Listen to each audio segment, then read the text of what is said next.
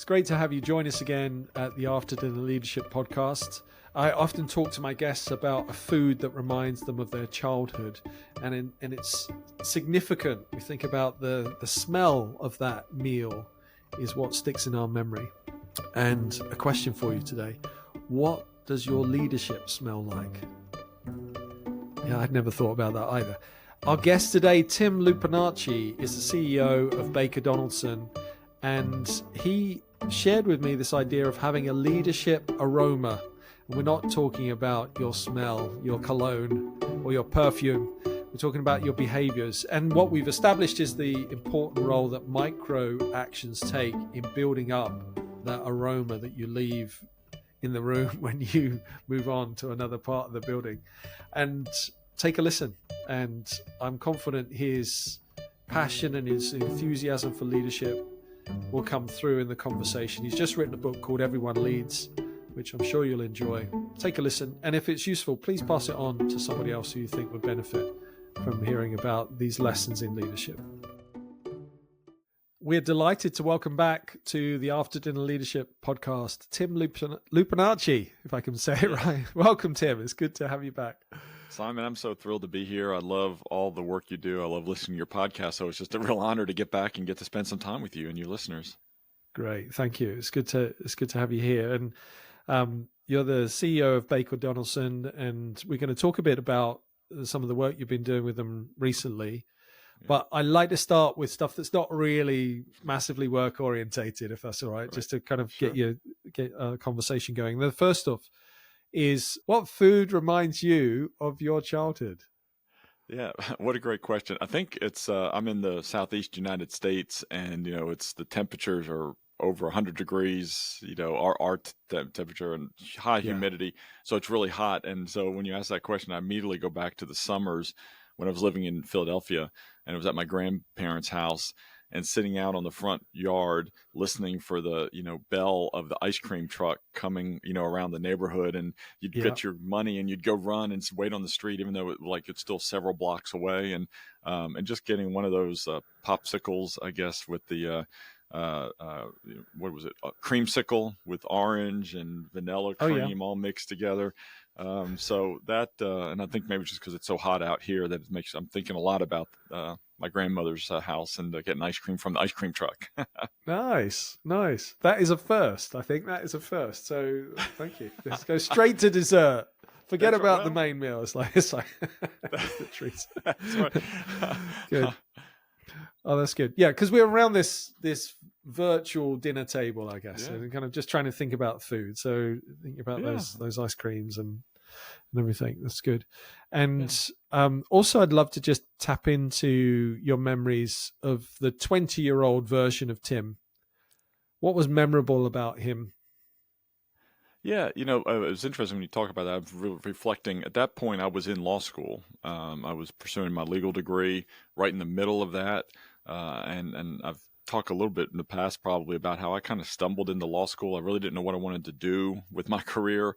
And I was a mass communication major, thinking I wanted to work in radio and television. And I took a class about media law, like how do you First Amendment rights and protections to the press and things like that. And I thought, well, this is interesting. I'll try it. So I was in the middle of really figuring out, is the law really for me, and what kind of law am I going to practice? I ultimately didn't do anything to do with media law, but and also around that time was also when I was getting married. So it was there's a lot of real life, beginning steps of what would ultimately become a career and a life with my wife and family. And so, but yeah, I think those two stand out to me: law school and then marrying my wife, Ellen. Well, these are significant life decisions, which is great. Okay, I'm going to get a bit more personal then. How did you know that was a good decision to marry Ellen? Oh, well, it's really interesting. That's a great question. I met Ellen in college, our university, and that was a few years earlier, and we'd been dated for a number of years. But something early on, I realized I just really enjoyed being around her, and that we had a lot in common, but we had differences, and I just liked being together, like just hanging out. And so I've talked about how I knew pretty quickly that I would want to spend the rest of my life with her, although then I had to have some of my, ups and downs of the dating relationship of, the the spring would come around and I'd feel like, oh, well, maybe I need to be, more on my own in the spring and spring fever or whatever. But it was just something about companionship and belief in each other and support. So, and then that built and ultimately asked her to marry me. And we've been married now 35 years. So congratulations. That's thanks. Great to hear. Great to hear. It reminds me, one of the things that my children would I hope remember me saying is like, find someone who makes you better. Yeah. And that you do the same for them. And it sounds like that companionship she does that. Worked really well for you guys. Yeah. Much more effective way for me to have said that. And now I'm going to take that and I can write a little note to her and tell her that she makes me better, which she does. So wow, that's great. Now, when you came last time, it was October 2023. We actually were talking about Everybody Leads. And since that time, you have published your book called Everybody Leads. And congratulations on that, first of all. And thank you. Delighted thank you very much, you Simon. put something in print. Yeah. What's that experience been like? Like putting that together, writing that, thinking about what to leave in, what to leave out? Yeah, it's a labor of love as, individuals who have written books before, because as you said, a couple of years ago, I was really thinking about these ideas. I was getting stories on paper. I was leading in some, started a nonprofit of that name, really trying to help in underserved communities. What does it mean to be a leader and how can I show up as a leader?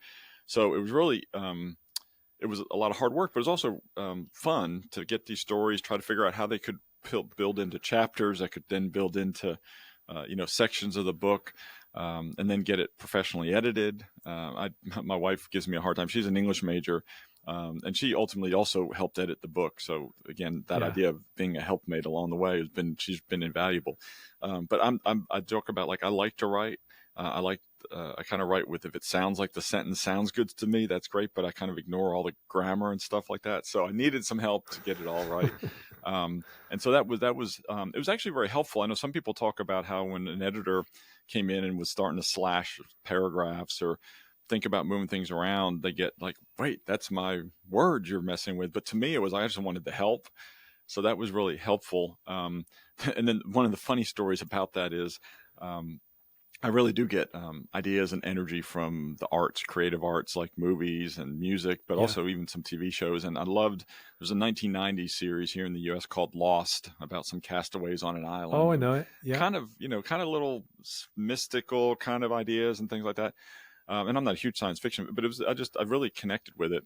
Well, and then the editor read it and she said, she says, I was a big fan of Lost too, but you have like 5 stories in there about Lost and it's too many and most people aren't going to remember that. So I had to okay, I get it. I had too much passion for it. And, a couple stories are still in the book. And then I pulled a couple out that I can use for the next book. Right. But, so it's been good. It's been fun. And it's been fun to then get it to the point of a launch, after some fits and starts of whether you're going to get a publishing deal and then maybe you're going to self-publish and hybrid publishing. So it's been a journey, but it's been rewarding, well done. Along the way. No, that's great. You're writing about leadership, but in the process of writing about leadership, what have you learned more deeply about leadership? If you kind of get my gist on that. No, I do. And, and of course, I think we talked about this last time about this idea that when I think about leadership, it's this idea of how do we influence others and how can we help we each have influence on people around us and we have a big impact on them, regardless of whether we have a title or we have all kind of authority over them or a corner office or a fancy car. And so that was this premise that I fundamentally believe, that was really spoken into me a long time ago. And then I've tried to learn, how can I get better at this?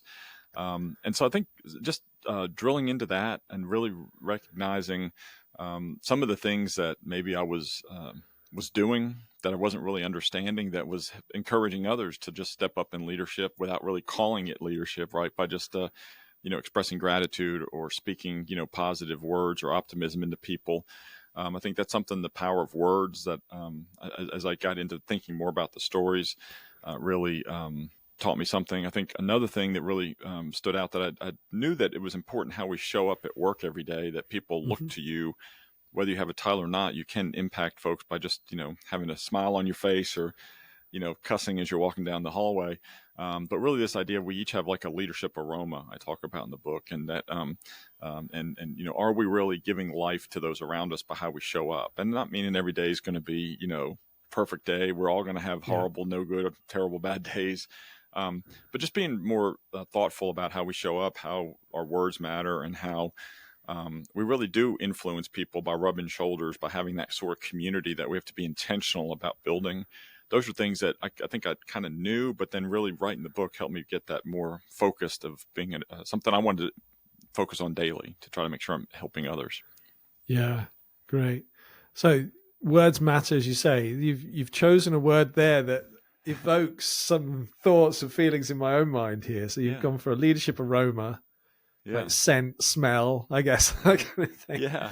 And there's a positive and negative aspect to that, I guess is the point. Well, right. What made you choose aroma as your catchword for that?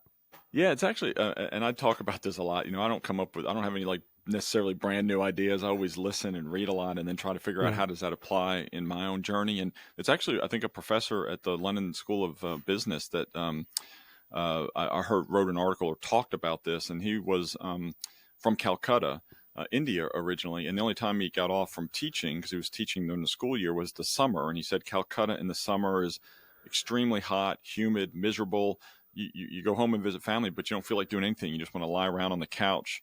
You're lethargic. You have no energy. And then he compared that to one semester he got to teach in the spring in France around Fontainebleau Forest.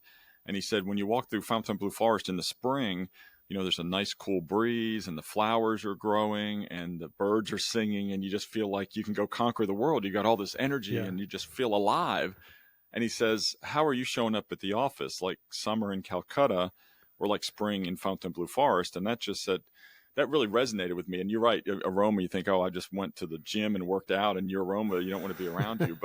But to some extent, it really is how we show up and how we impact others. And so that really had probably the most impact on me in doing the book, when I was really drilling into what does that mean and how I show up. So we talked about, I'm flying to Houston today and I've been on the road a lot, so I'm tired. But when I show up in our office tomorrow, I've got to be fully engaged. I want to really see how can I help every single person in that office by spending time with them, listening to them, and trying to help them get better. Otherwise I could show up and just check the box and, meander the halls and say, hey, you're doing a great job. We'll see you next time I'm here. So it's really having to be intentional about how we show up really matters. Great. Yeah. So contextually, you've just spent the last, 7 weeks on a summer road trip around the different offices of Baker Donaldson. Is that 24 offices? It is. That's correct. Touring? Yeah. Amazing. Okay. So again, I'd love to get your thoughts. You talked about being intentional in there. What are some of the methods that you use to, ensure that you show up, right? Rather than just tick the box? You've mentioned kind of the essence of it. What do you do? To help you? Well, there's several things, and some of them are, like I talk about, have some daily disciplines, and one of them is each night I try to journal, and I think about what were 3 wins from the day that just finished. 3 things that went really well. What were 3 things that didn't go so well, and what can I learn from them? And then the last question I asked myself are, what are 3 wins for tomorrow? And so like tonight, to your point, like tonight I'll get to Houston, be in a hotel at night. I'll be thinking about tomorrow. Well, for me tomorrow, I've got to show up with and engage with each person in that office with, authenticity and really that it matters, and be present, put away my phone, have my feet planted in front of them when I'm talking to them, and really engage. Right. And so, but it starts for me the night before. I'm thinking, how can I show up tomorrow to really make a meaning, to make the most meaningful impact for the firm as a whole. The day after that, I'll be back in Birmingham and I have some meetings, and I've got to really make sure that I'm prepared to lead like a leader meeting. Right. So it's going to be different things, but it's some of really just planning and doing that. And then it is I put away my phone, put it in the backpack, have the out of office on so people know, I'm not going to get back to them till later that night. And then I'm just genuinely a curious person, and I want to, really say, okay, Brad, how's it been going? How's your practice going? Or how's your kids? I know you've got a son at LSU. How's he doing? And just that comes from having had those discussions before to know about that, and trying to just be genuine. And I carry a notebook, and I have a ready question of, how can I help you? And I know some people say, oh, and it's funny because they'll say, they'll think, well, I can't think of anything now. And I'm like, well, this isn't a one and done thing, right? You can email me, but it's interesting. Some people have a very specific thing that they can get help with immediately, and others, it just helps them start thinking about things. So those are some things I really try to do intentionally to help set that up to be most meaningful to that, for that visit really matters. Yeah, great. Thank you for sharing that. I'm sure that would be helpful for a leader out there trying to work out how they intentionally engage in that way. Journaling comes up quite frequently as a way to increase that level of awareness and consciousness in leadership, for sure. Even like, just we talked a little bit about, if I can have some reflection time in the morning of walking or running, that helps me set up the whole day, that I can really reflect on how do I want to show up today. And I've got some acronyms I use to just remind myself, things like that. But I think that gets back to the self-care we talked about a lot last time, to help show up best for those around us. Yeah, great. Are you able to share one of the acronyms, or is that secret sauce? Yeah, well, no, it's no secret sauce. One of them is around the acronym COURAGE. Just making sure I'm showing up every day, and it's being confident, not arrogant, but just confident that I'm in this role for a reason. I've got a purpose to really try to help this organization move forward and help individuals. The O is out front, because sometimes I don't feel like being out front. I feel like putting my head in the sand, like all of us do at times. And I have to put my head in the sand at times to get, rejuvenated, but I need to be out front. I need to, be that. The U is unshakable. We're going to have setbacks. Things aren't going to go exactly as I planned today. Even my flight could be late, but I got to be unshakable and then figure out how am I going to move forward.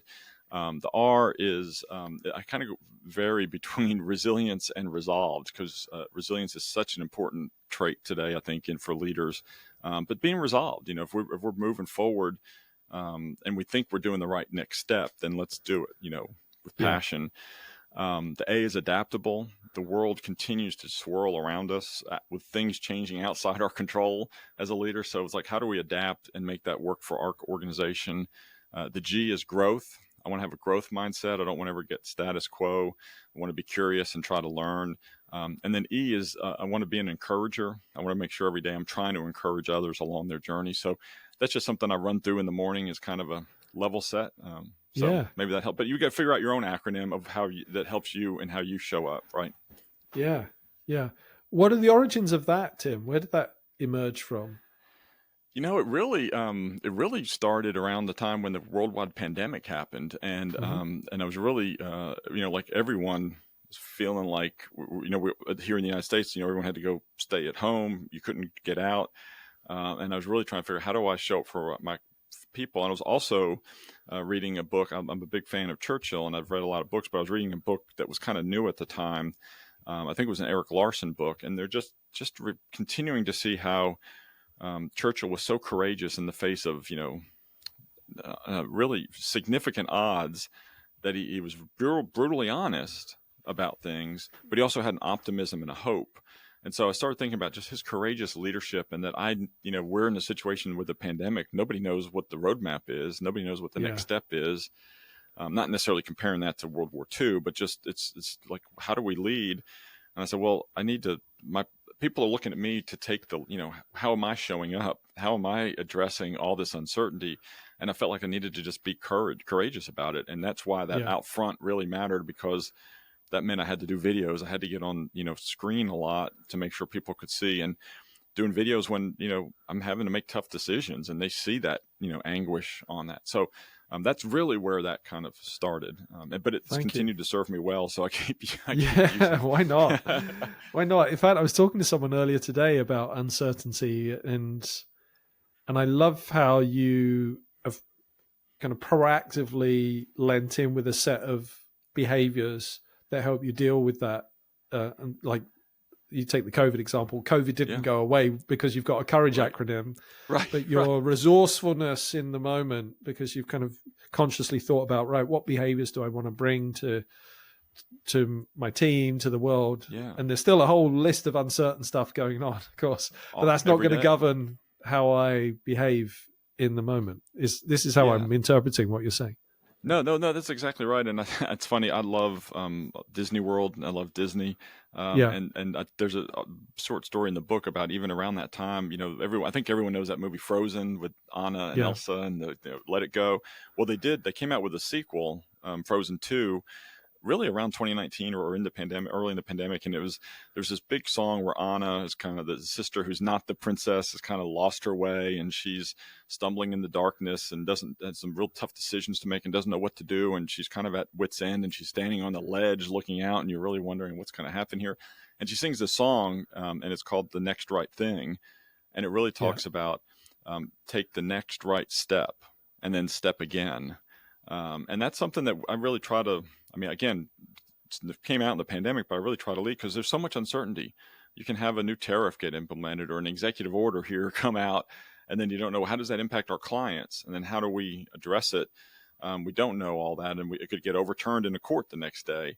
But we can yes, take the next right step, and maybe a misstep, but then we have to learn from it and take the next right step. And they talk about how that was really built. That lyrics of that song was built out of individuals who struggle with depression, and sometimes you don't feel like getting out of bed.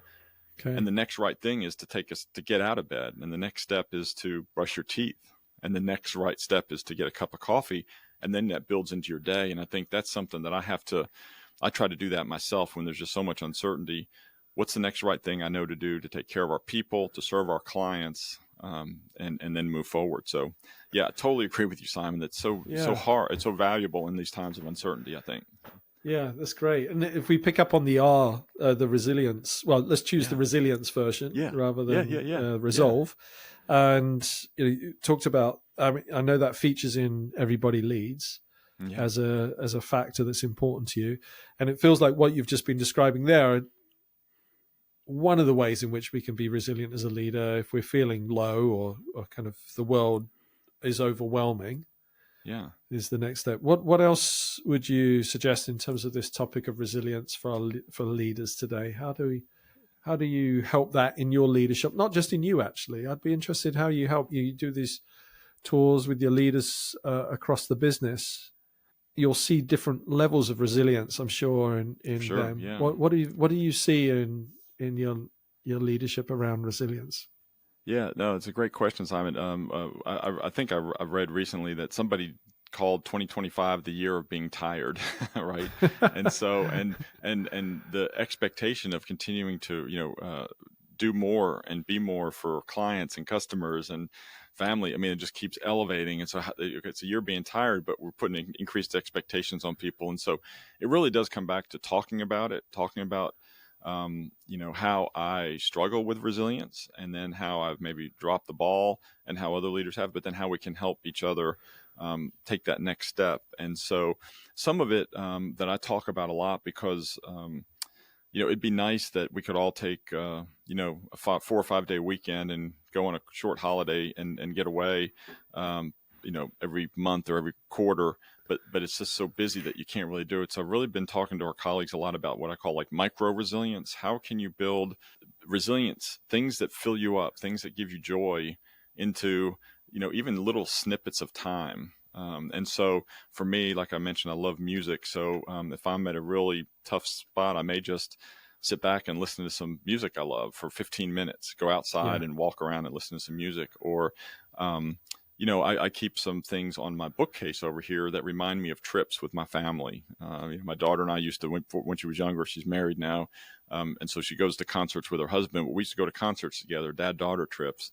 So I've got a couple, things from concerts that I can just reflect on that because it's right there in my face. And just for 15 minutes, I talk a lot about the importance, as I said, about, encouragement, but gratitude, expressing gratitude. We talk to our leaders about, you don't have to schedule 2 hours on your calendar to go express gratitude to people. You can write like one note a day to a colleague, or send a text every day, and just build that idea that fills you up to be able to encourage someone along the way. And then the other thing that's equally important, and it goes into the taking care of yourself too, is just being open and about if you need counseling or therapy, and being willing to talk about. I talk about how I go to that therapist every 6 or 7 weeks to just level set and talk through issues that have come up, to try to make sure that I'm then able to show up my best self to the firm. So those are some things we really try to talk about it. We have our leaders are getting together in person next month, and we have a licensed psychologist who comes and does a presentation every time about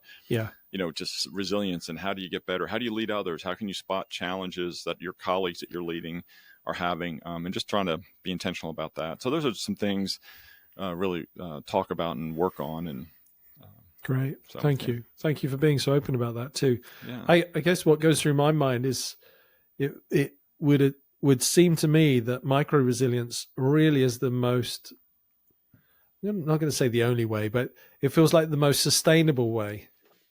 Right. Because you can go like, I'm saving up for this holiday in 3 months and then I'm going to rest. Because you've got these spikes of activity. If you can build it into the routine and the habits and the disciplines of the daily, weekly routines, it feels like that's got to be better for the system, for the physical system. Otherwise you're kind of shocking with all these hormones and hyper activity, and then you're kind of releasing it. You're kind of going to nothing to relax on a sunbed in Mexico or something, and then boom, kind of up at high speed again. That kind of that. Well, for some people that will work, I guess. But no, those micro resilience pieces are certainly helpful, I expect, in terms of being able to sustain this over a long period, rather than just to work for a few years and then crash. Yeah, well, I mean, and even the journaling, like that takes me 5 to 7 minutes at night, but it's helping to frame the day, that just passed, and what did I learn, and how can I get better, and it helps set the stage for tomorrow. And I'm not saying like you're going to have these wins, so you write it down, it's going to happen, but it just helps me to frame the day a little bit in advance to show up, and even that to me is a little resilience, because you are reflecting on some positive things. Something you've said, Simon, made me think about this idea that I've been thinking about too. Like, sometimes when we have all our tabs open on our computer, we've got email and all this stuff we're doing, our Word documents and all this stuff. Sometimes it gets overloaded, and then the system kind of is a little bit laggy, right? Gets lagging stuff. And invariably, a lot of times, if I'm saying I've gotten problems with my computer, the IT person will say, well, close them all out and reboot, right?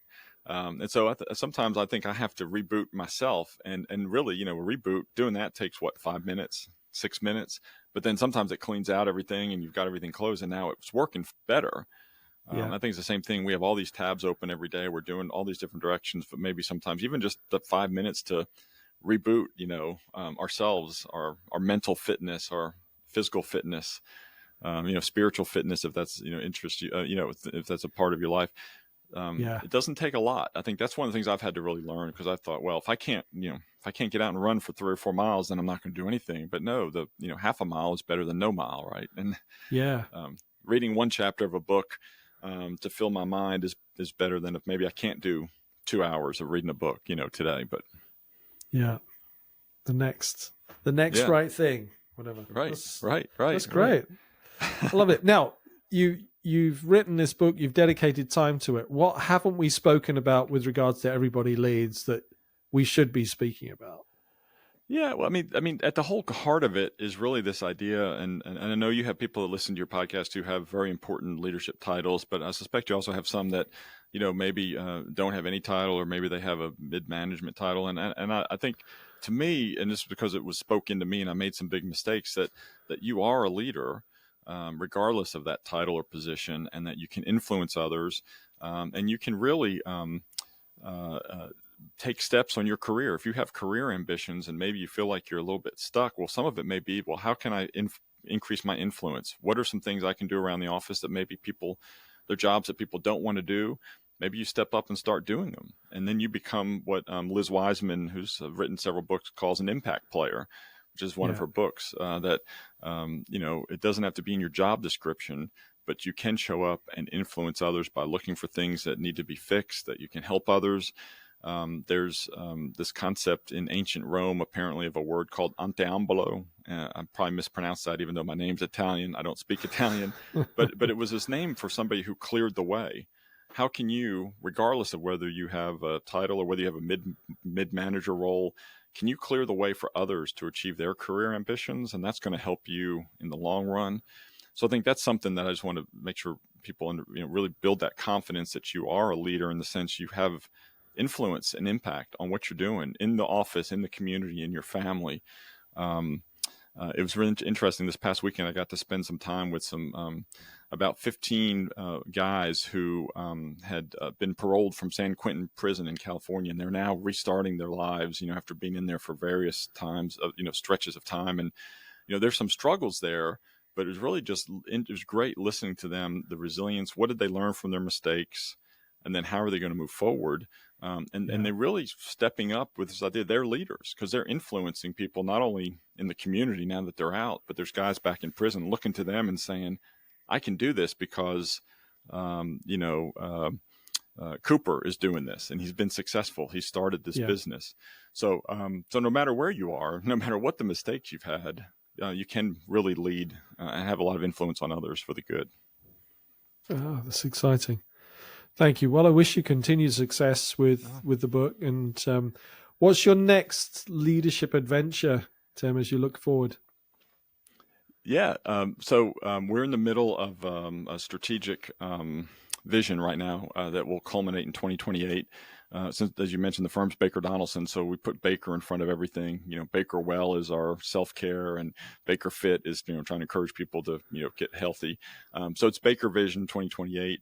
And so we've really been executing strategy, and that's an area that I've spent a lot of time. I'm really always getting jazzed about strategy and how do you build a vision? How do you get a group of people to go conquer the next mountain? So I'm starting to work on the next book, which is all built around that strategic roadmap and how do you get from an idea to a next strategy charter and then moving forward and executing it and getting buy-in.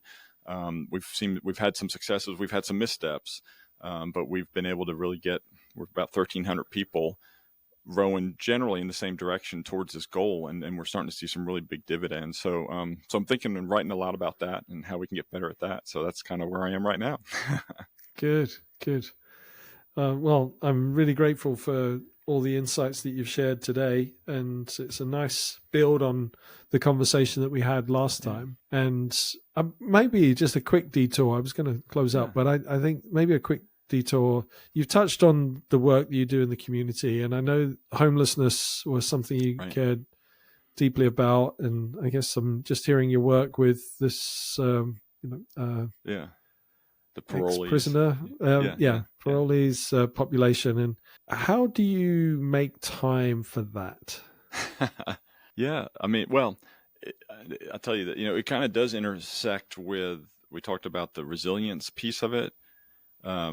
That fills me up to be able to be around folks and just to see that have not had maybe all the opportunities that we all have, or have, in the case of, some folks who really struggled like into homelessness through no result necessarily of their own actions. And also like this, people have made mistakes, because we've all made mistakes. Some of them are a little bit more dramatic than others.